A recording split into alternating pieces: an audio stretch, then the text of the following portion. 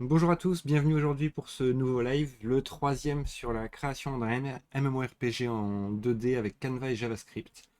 Aujourd'hui, on va s'occuper d'afficher des personnages et, si on a le temps, des petites animations qui montrent les personnages en train de marcher. Alors, premier truc, j'ai rajouté 3 tilesets avec des personnages différents. Simplement 3 personnages avec des animations qui permettent de les faire marcher en fait. On voit les pieds qui se déplacent de front, vers la gauche, vers la droite et vers le haut. À chaque fois la même chose. Ce qu'on va commencer à faire.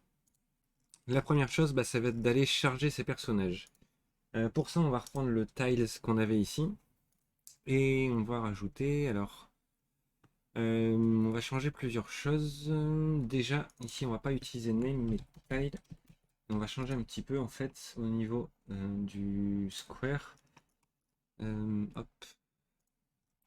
On va mettre un objet anonyme qui contient un namespace pour savoir dans quel espace on va aller charger l'élément. Ici, ça va être map. Et un key pour savoir quel élément charger. Et on va faire ça pour tous les éléments qu'on veut charger. Hop, hop. Voilà. Du coup, au niveau du tile, on va avoir le tile ici. Et on va utiliser this entre crochets tile.namespace et entre crochets tile.key. Hop. Du coup, ici, la différence, c'est que ça va être this.map.grass, etc. Comme ça, on va être capable de charger dans la liste la valeur tiles, point quelque chose, ça va être map ici, et point quelque chose, ça va être grass, ground ou autre chose. Hop, je vais faire pareil pour tous les suivants. Et on va ajouter des nouveaux tiles pour les personnages. Alors, il va en falloir un pour chaque position. Alors oui, la différence aussi, c'est qu'il faut ici que je fasse tiles.map égale un objet anonyme avant de créer les suivants. Donc la même chose pour les personnages, donc je vais faire tiles.char pour caractère, un personnage, un objet anonyme, et je vais devoir en faire 16. Donc tiles.char.bottom 0 égale 0.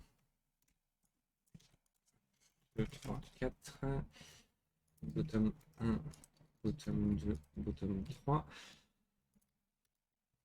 1, 2, 3. Alors pourquoi bottom 0, 1, 2, 3? Comme je vous ai montré, hein, quand il va vers le bas, il y a 4 images différentes. Donc la 0, ça va être celle-là, la 1, ça va être celle-là, la 2, celle-là, et la 3, celle-là. Et je vais faire pareil pour les autres positions. Hop.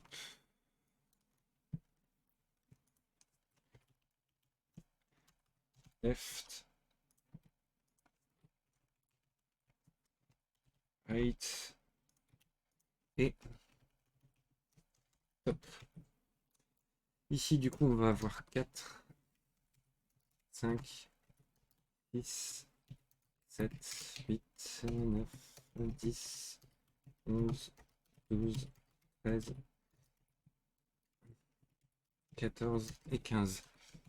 Est-ce que namespace est un mot réservé du langage et si oui, quelle est sa fonction? Alors c'est un mot réservé si on l'utilise. Alors en JavaScript d'ailleurs j'ai un doute, est-ce que namespace existe? Mais ça permet de décrire normalement un espace de nom pour définir des classes. Parce que potentiellement on peut avoir une très grosse application avec beaucoup de classes et avoir des noms de classes qui reviennent régulièrement comme par exemple type ou catégorie qui vont être des classes très utilisées. Et on peut avoir dans un module, je ne sais pas, un module d'utilisateur, avoir une classe type qui permet de définir le type d'utilisateur. Et à côté un autre module de cours par exemple qui a un type aussi, qui a un type de cours. Et au final, on ne peut pas définir deux classes qui s'appellent type, parce que sinon il y en a une qui risque d'écraser l'autre. Et dans ce cas-là, en fait, on décrit des namespaces, comme ça on peut dire qu'on a une classe type dans le namespace user et une classe type dans le namespace cours. Comme ça, on a deux types qui sont différents mais qui sont bien identifiés par leur namespace et qu'on peut distinguer, qu'on peut charger du coup tous les deux.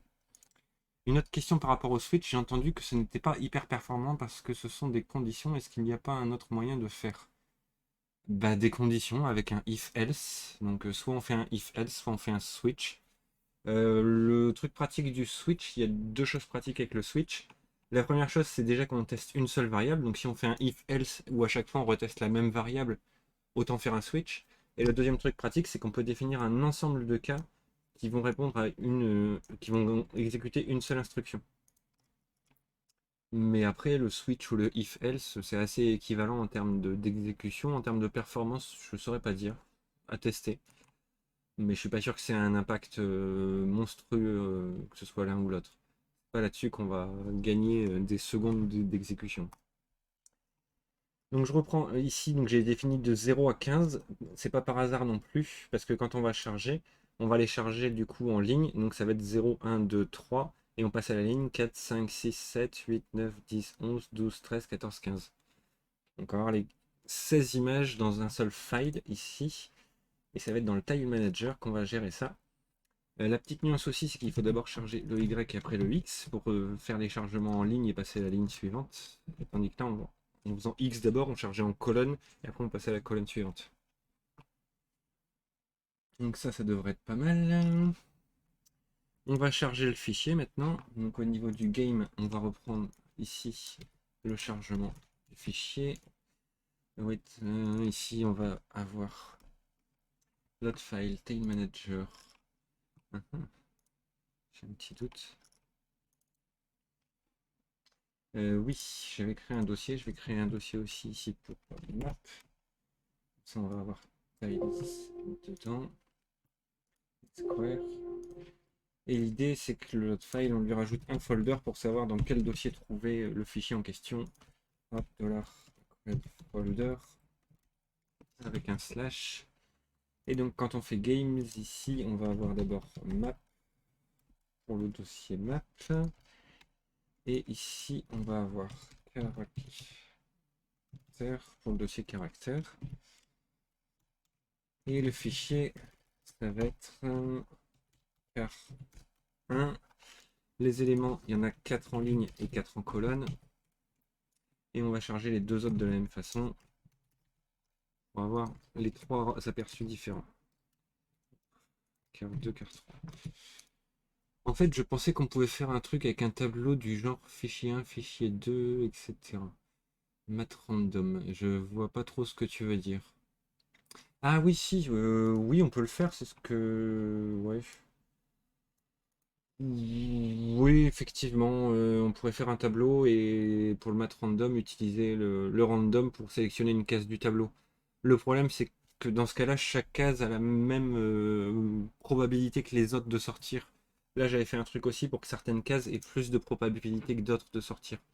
Mais de toute façon, ça reste un exemple pour générer une map aléatoire. Dans l'idée, à la fin, on va plus utiliser, dans un jeu, on va plus utiliser des maps déjà créées, comme j'avais fait ici, avec la liste de tous les éléments qui sont déjà définis, soit dans un fichier JSON ou sur un backend avec une base de données. Et on n'utilisera plus vraiment de génération aléatoire. Alors d'ailleurs, il faut que je fasse un nouveau fichier. Celui-là va poser problème si je veux faire de la génération aléatoire.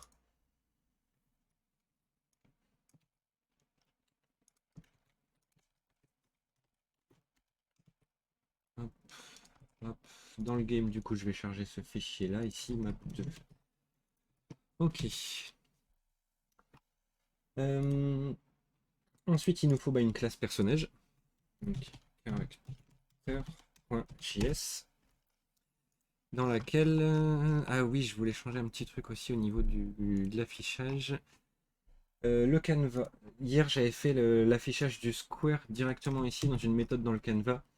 Et après réflexion, c'est pas vraiment une bonne façon de faire. J'aurais plus tendance directement dans les modèles à faire une méthode display chacun qui sera plus efficace justement pour réussir à afficher ça. Ce qui va changer du coup, c'est ici, ça va être this au lieu de square. Hop.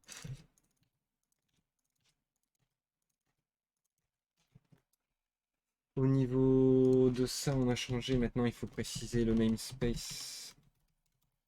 Ça va être map. Et qui grâce. Hop.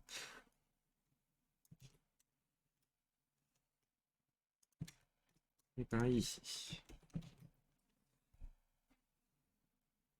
Tout ça, ça devrait aller. On va plus faire this draw, mais game.canva.draw. D'ailleurs, ouais, ça changera après. Game.canva.draw, game.canva.draw, et hop. Ce qui va changer aussi, du coup, c'est l'appel qui est dans map. Canva, pour l'instant, j'y touche pas. Map. Au lieu de faire game display square, je vais faire square.display. Et dans Canva, j'ai plus besoin de ça. Display, j'en ai plus besoin non plus. J'ai plus besoin de faire tout ce switch du coup. Et au niveau de game, normalement, tout est bon. Ici, j'ai une erreur. Ça doit être à la dernière ligne. A priori, oui, ici. J'ai une virgule en trop. Voilà. Donc là, si je reprends, je pense que ça devrait toujours s'afficher correctement pour la map. En tout cas, c'est pas le cas. On va aller débugger comme d'habitude. Hop. Alors, que se passe-t-il? Game ligne 1. Ah, il n'arrive pas à charger les fichiers.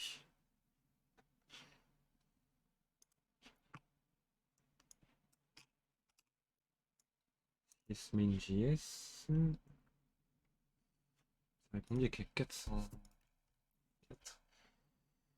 Alors il arrive bien à tout charger. Ah, c'est game tout court.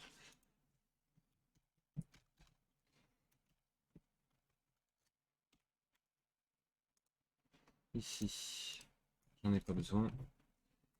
C'était rajouté tout seul. Ok, tiles is not defined dans Square. Ici on a tiles, donc il faut que je charge tiles. Il était dans Canva avant, je crois. Oui. Et j'en ai plus besoin dans Canva. Je vais en avoir besoin ici. Hop, on n'est pas trop mal. Il y a encore des petits trucs qui ne vont pas. Au niveau de l'index, j'avais. Ça c'est bon. Hop. Index HTML, oui. Ce qui manquait aussi au niveau du Canva, c'est une classe. Pour pouvoir appliquer au niveau du CSS la classe Canva qui est ici. Il faut que j'ajoute la classe parce que par défaut, elle n'y est pas ici. Ah bah si, elle y est. Il manque un S. C'est pour ça. Ok. Alors du coup, ça serait mieux de ne pas la mettre ici, mais que ce soit déclaré directement au niveau du Canva. Donc je vais reprendre ma classe Canva et ici, faire this.element.classlist.add Canva. Ça va nous servir après, vous allez voir. Donc là, on n'est pas trop mal. Il y a encore les bouches et le haut des arbres qui ne s'affichent pas correctement. Alors, qu'est-ce que j'ai oublié? This.tile. Ah bah oui, maintenant c'est point .key.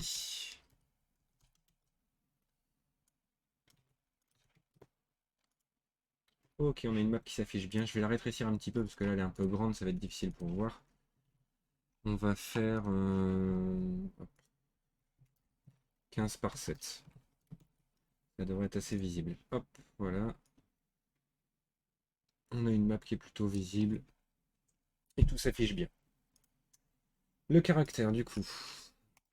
Export default class caractère avec un C majuscule.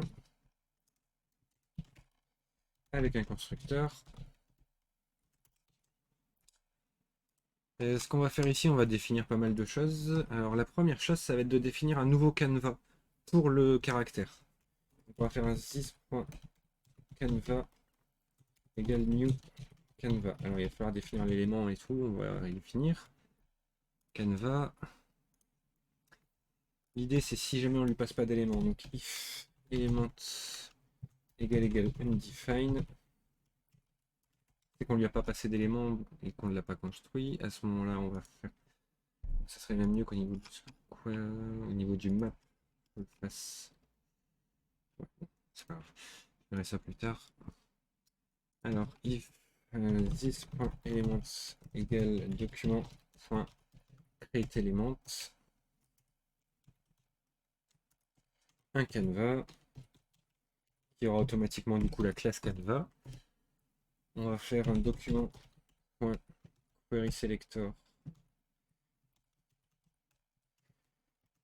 console child 6.element pour l'afficher sur la page.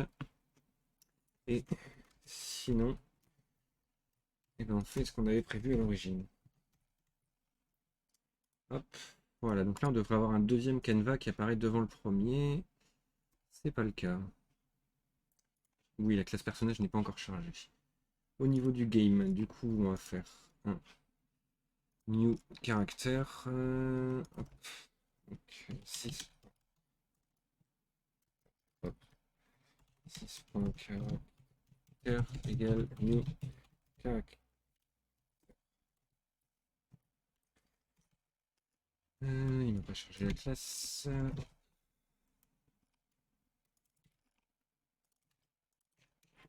Hop. Ok, il y a une petite erreur. Modèle Canva. Oui. Caractère, du coup, il manque le point JS ici. Voilà, on a la map qui apparaît bien. Et on a normalement devant un autre canevas qui va nous permettre d'afficher le personnage. Alors, le personnage, on reprend. On peut lui mettre plein de propriétés. Ça va nous permettre d'avoir des interactions, des caractéristiques possibles pour le personnage. On va lui mettre par exemple un nom, un type, une position et une direction. Du coup, on va faire. Alors, il faut faire le set state 6.canva set state in.map.size. Ça va permettre de définir le, le format d'affichage des personnages sur la map. Pour rappel, le set step, il est dans Canva. Set step ici il permet du coup de diviser la largeur du canevas par rapport à la largeur d'un élément du canevas. Hop. This.name égale name. This.type égale type. This.x égale x. Et this.y égale y. Et le direction. Hop. À partir de là, on va faire un switch. Ça va permettre de définir le type de personnage à afficher, étant donné qu'on en a 3 différents. Donc case, c'est sur this.type. On va faire un case par exemple man pour afficher un humain. On peut lui donner des propriétés en plus, comme par exemple this.life égale 50 pour qu'il ait 50 points de vie par défaut quand il est humain. Et this.file égale car. Ça va nous permettre d'utiliser le fichier car1 qui est ici. Ensuite, on va avoir deux autres cases, vu qu'il y a deux autres fichiers. On en a un qui ressemble à un vampire, donc vampire. Et on en a un autre qui ressemble à un moine, donc on peut dire que celui-là, par exemple, il a 30 points de vie, et que celui-là, il en a 80. 2, 3. Hop. Et du coup, on va définir le this.tile, qui permet d'avoir l'affichage complet. Là, on va avoir plus de propriétés que pour une case, parce qu'on a non seulement le personnage qu'on veut afficher, mais il faut aussi savoir dans quelle direction on veut l'afficher, et à quel moment de l'animation de cette direction on veut l'afficher. Donc déjà, on va avoir le namespace comme on avait déjà défini avec car cette fois-ci et pas map. On va avoir le key. Le key, on va lui mettre direction plus 0 par défaut, qui est la position 0. Direction, on va le conserver, ça va nous servir plus tard. Et value 0. Ça va permettre donc ça en fait de reconstruire le key par la suite quand on va vouloir le déplacer. Et il nous faut donc de la même façon une méthode animate, une méthode display, pardon, je vais trop vite, où on va faire this.canva.draw, comme ça on peut réutiliser le draw qu'on avait dans notre classe Canva. Oui, j'ai vu le point virgule, je l'ai corrigé. Donc draw this.file, le fichier qu'on a utilisé ici en fonction du type de personnage. Ensuite, le this.tile qu'on a précisé ici avec toutes les informations pour savoir comment l'afficher. Et ensuite, la position avec x this.x et y this.y. Hop, si je reviens sur ma map, ça ne s'affiche pas. Pourquoi? Parce que j'ai pas encore appelé le display tout simplement. Au niveau de game, du coup, je reviens sur mon game. Ici, si je fais this.character.display,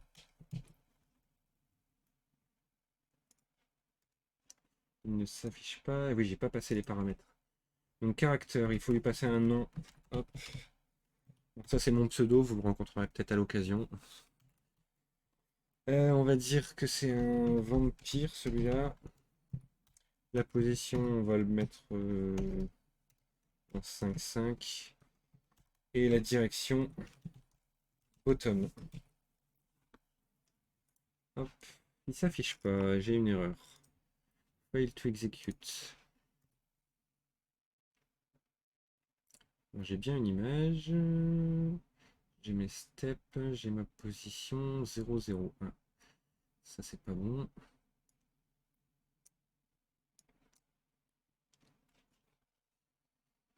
Alors je vais regarder un peu la call stack parce que là, je me demande d'où on vient. De square, ok. Effectivement, ça va bien s'afficher. Il y a un moment où l'image n'est pas définie. Alors, effectivement, le problème, c'est qu'on n'a plus l'image dans Canva.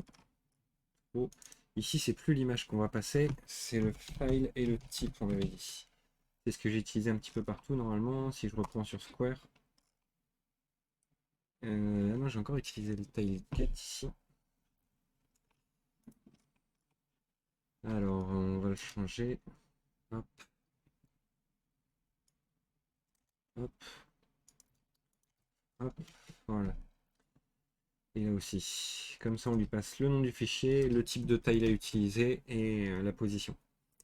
C'est ce que j'ai fait aussi sur le caractère, justement, le type de fichier, le type de tile et la position. Je vais revenir sur mon Canva, le draw, du coup, file type position. Et c'est ici que je vais utiliser mon tileget. Donc, let image égale tiles.get. Du coup, on a file tile qui devrait nous récupérer l'image. Sauf qu'on n'a pas de tiles ici en haut. Alors, import tiles from. Je l'avais sur Square, je crois. Ouais, ici j'en ai plus besoin. Sur caractère, je sais pas si je l'avais mis, mais c'est bon. Hop. Et cette fois-ci, on a toujours une erreur. Tile is not defined. Hop. Eh ben oui, je l'ai appelé type. Hop, ok. Voilà. Là, on a notre map et on a notre personnage qui est affiché au-dessus. Et en fait, le personnage, il est bien sur le canevas qui est au-dessus. Si je supprime le canevas qui est en dessous, on voit qu'il y a toujours le personnage ici. Et ça permet donc bien de superposer les deux. Ce qu'on peut faire, c'est en créer d'autres si on veut, juste pour tester, pour voir si ça marche bien avec d'autres images. Donc par exemple, je vais faire 6.character. Allez. Hop.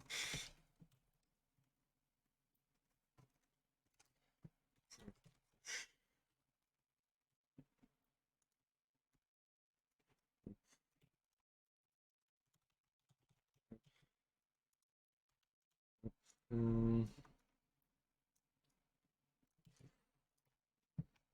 même temps, on va les conserver. Mais bon. Hop, on va en faire deux autres.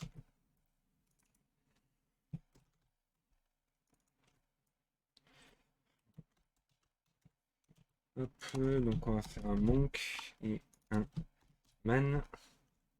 Et on va le mettre en 3-1 et celui-là on va le mettre en 8-10 par exemple. J'espère que je ne serai pas en dehors de la map. Qu'est-ce que j'ai fait? Ah oui, effectivement.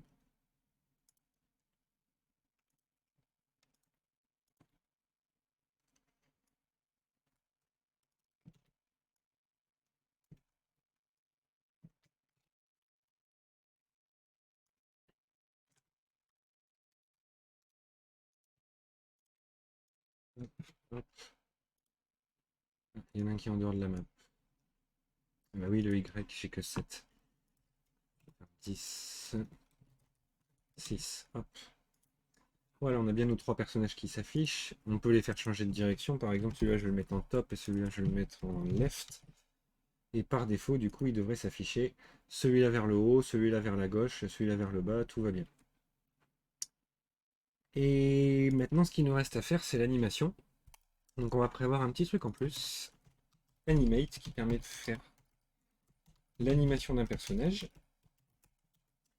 qui va reprendre la direction et pas mal de choses. Le truc, c'est de faire un set intervalle. Alors cet intervalle, je ne sais pas si vous avez déjà vu, vous avez peut-être déjà vu set timeout, qui permet de lancer une fonction après un certain temps. Alors j'ai une question, pourquoi est-ce que tu réinitialises l'arrêt à chaque fois avec init caractère? Parce que j'ai copié-collé comme un bourrin. Tout simplement. Voilà.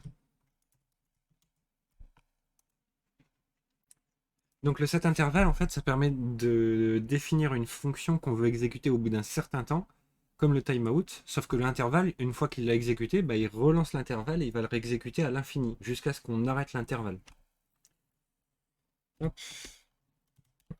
Donc, je vais faire une fonction, et je vais lui définir un intervalle. Alors, dans l'idéal, pour l'œil humain, ce qui est parfait, c'est d'avoir au moins 24 images par seconde pour donner quelque chose de fluide. Après, 24 images par seconde avec seulement 4 images pour une animation, ça va aller très vite en termes de mouvement. Donc là, les tailles ne sont pas adaptées pour ce genre de choses. Donc je vais plutôt mettre 100 millisecondes. Donc ça va faire 10 images par seconde à peu près. Ce qui sera déjà pas trop mal pour notre niveau. Et si on veut faire mieux, en fait, il faudrait des tiles beaucoup plus détaillés que ça. J'en avais récupéré un quelque part, je ne l'ai plus.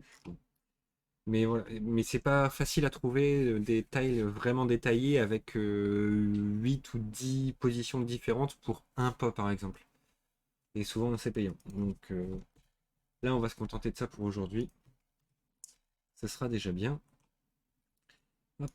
Donc au niveau de l'animation, le truc qu'on va faire un passage au tile suivant. Donc on va faire une fonction qui permet de définir quel est le tile suivant. Et du coup on va refaire un this canva draw. En fait on va refaire exactement ça à chaque fois pour le redessiner. Et le next style, du coup, next style.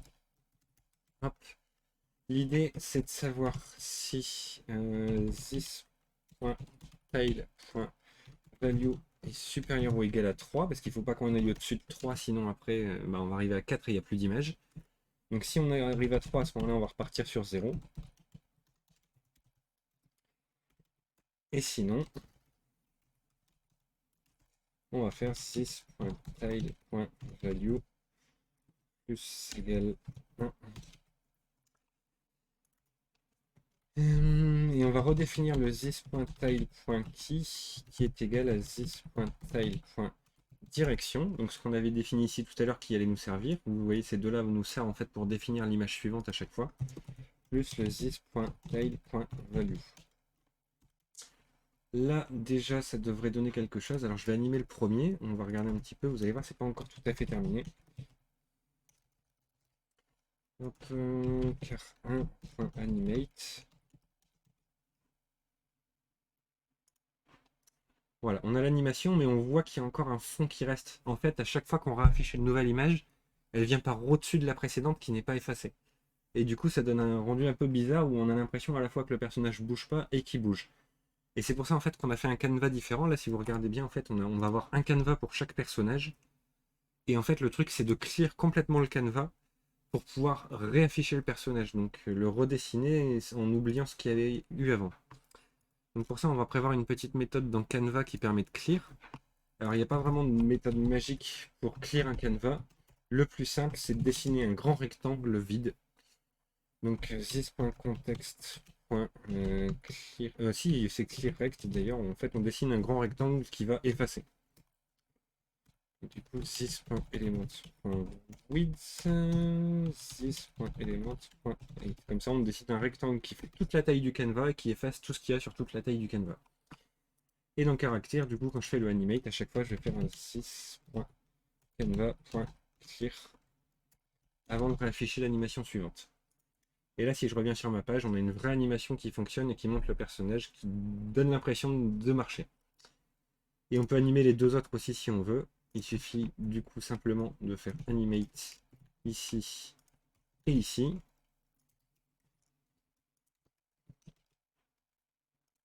Voilà, et on a trois personnages qui marchent. Alors ils se déplacent pas encore sur la map parce que c'est ce qu'on va voir sur les prochains lives avec le calcul du plus court chemin et l'animation de déplacement.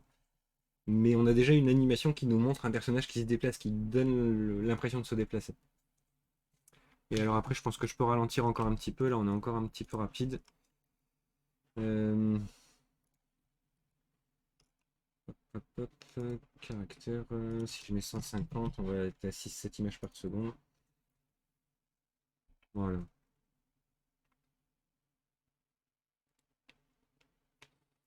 Voilà. On a à peu près fini pour aujourd'hui. J'espère que c'était clair, que ça vous a plu. Je sais pas si vous avez des questions, je vous écoute en tout cas. Et je vais aller corriger un autre petit truc pendant ce temps-là.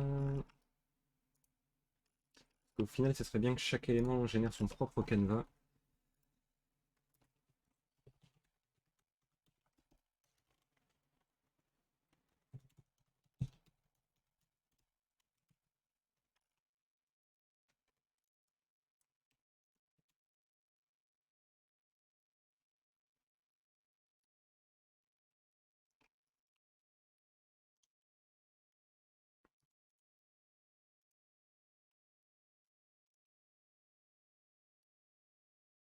D'ailleurs, on a a priori game display.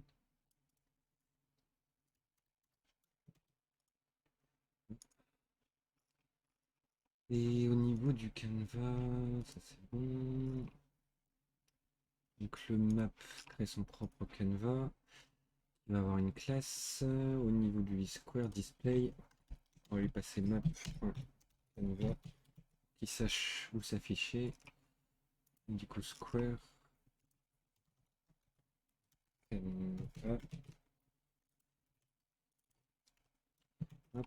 Et si je retire celui-là, et dans le game je retire ça, normalement ça devrait toujours le faire. Et ben non. J'ai une question sur un aspect de la PO. Est-ce que quand tu ne passes pas de propriété dans les parenthèses du constructeur, elles s'ajoutent dynamiquement quand tu les ajoutes avec thisX dans une méthode par exemple? Oui.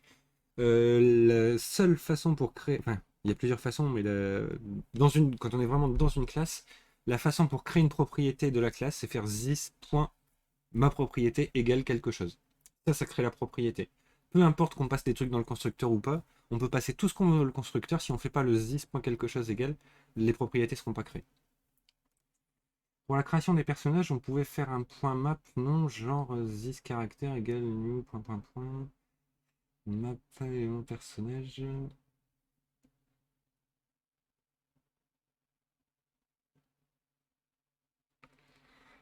Ouais. Toujours pareil, là c'est du mocking un peu hein, ce que je fais ici. Dans l'idée, ces éléments-là, ils vont être chargés à partir d'une base de données ou d'un fichier de données et pas directement ici, ici dans le game, mais je les ai fait là pour l'instant pour montrer que ça fonctionne.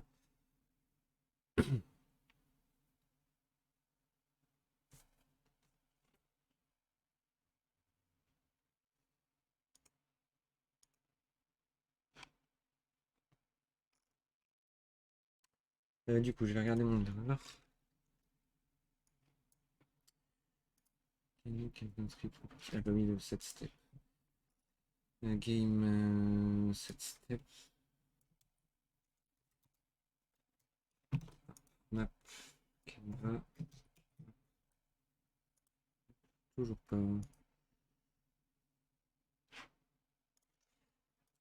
Size. Hop. Qu'est-ce qu'on a ici?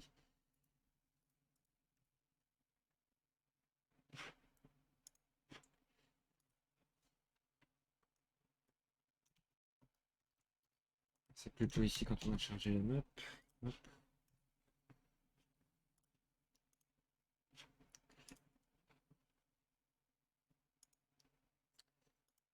Alors, le plus difficile à saisir, c'est le découpage du code, je trouve, mais une fois qu'on comprend la logique, c'est le découpage appliqué, c'est top. Bah, tant mieux. Du coup, map.js ici, ça va pas être map, ça va être 6. Ok, le draw. Draw of undefined, effectivement. Dans Canva, non, non, Square. Ici, on retire le game. Hop, voilà.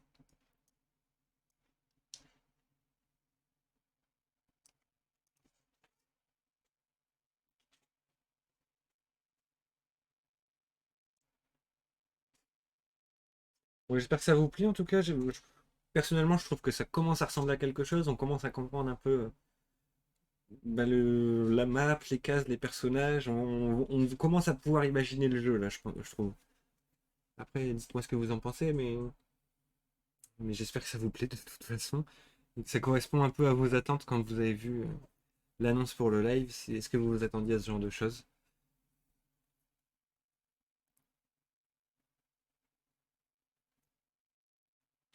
C'est bien sympa. Bon, bah tant mieux.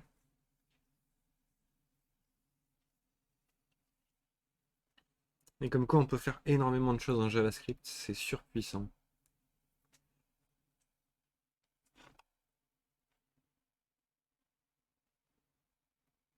Ah, bon, ça me rassure parce que je vous avais pas posé beaucoup de questions au final. Je me demande si vous comprenez tout ou si au final vous êtes largué que vous osez pas. Faut pas hésiter à poser des questions pendant les lives, après les lives. Il y a le Discord toujours, hein, je le répète, vous pouvez venir sur le Discord, vous pouvez poser des questions à l'écrit, il y a aussi un vocal si vous voulez venir discuter avec moi, avec plaisir. Et,